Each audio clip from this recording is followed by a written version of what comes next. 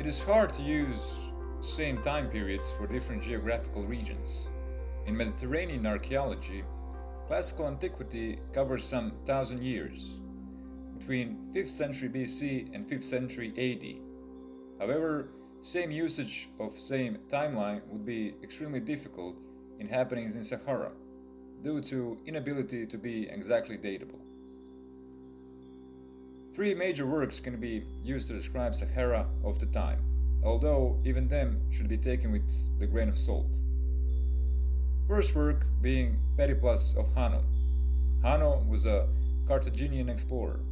In his manuscript, he described the coastline he witnessed on his travel to the west of Africa. Some believe he reached coastline of modern-day Gabon. However, most likely he only reached southern coast of modern-day Morocco. The second manuscript tells the story of the raid of proconsul Cornelius Balbus. He was a proconsul of Africa in the years 21 to 20 BC. He was involved in short fighting in southern modern-day Algeria. And the third work, Ptolemy's Geography, also describes southern parts of Algeria, concluding that the Fezzan, South Libya, was probably the most southerly zone known to the Romans. There are archaeological proof that in the 3rd and 4th century, Roman conducted expeditions that penetrated deeply, reaching as far as modern-day Central African Republic. What do we know about Saharan civilization of the time? During antiquity was the first solid evidence being found of use of language. When it comes to socio-political organization, climate played a big role reducing most of Saharan population to the nomadic style of life. Therefore, tribal organization was the basic political rule. There are more data found for two regions, the Hogar Mountains and Fezzan Zone. In the Hogar region, in the second half of the 4th century, saw a woman ruler. Her tomb was discovered at the city of Abalesa, and her discovery was associated with local legend of Queen Tinhinan. Alongside her body, there were 7 gold bracelets, 8 silver bracelets, some precious jewels.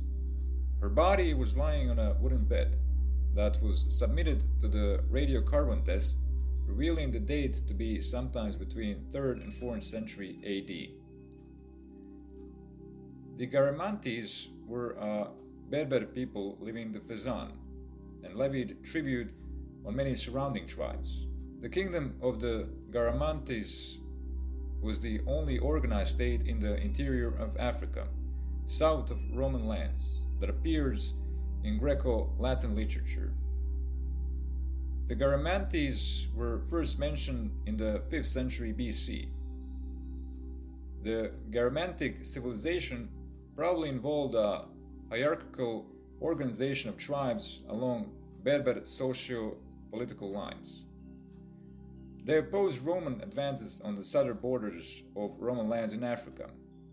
They experienced defeat by the Roman proconsul Cornelius Balbus in 19 BC, and then, after the defeat by the legate Valerius Festus in 69 AD, they seem to become a sort of a client state of Rome. When it comes to religion, the whole of Central and Southern Sahara was practicing animism. The people of North Sahara, in direct contact with Mediterranean world, may have been converted to Christianity in late antiquity. Economic-wise, the problem of Sahara has been linked with the problem of communication. The enrichment of some regions, like Fezzan, was linked to their sphere of influence over vast area and other tribes. One of the proofs of trade with outside world, mainly Rome, are Roman coins. Roman coins were found even in Japan. When it comes to Sahara, the more south we move, the less Roman coins we found, completely disappearing in the south of Sahara. Most likely trade between southern parts of Sahara and beyond and Rome was happening indirectly through Garamantes. Rome's Sahara policy was rather straightforward. Occupations of agricultural land of the North Africa and creating a buffer zone between those lands and tribes to the south. Because the tribes to the south were nomadic, moving from place to place in search of food or land, the Romans first dealt with the more powerful states, mainly the kingdom of Garamantes, so they can provide support to the tribes. After that, they built fortresses to protect settlers on the occupied land.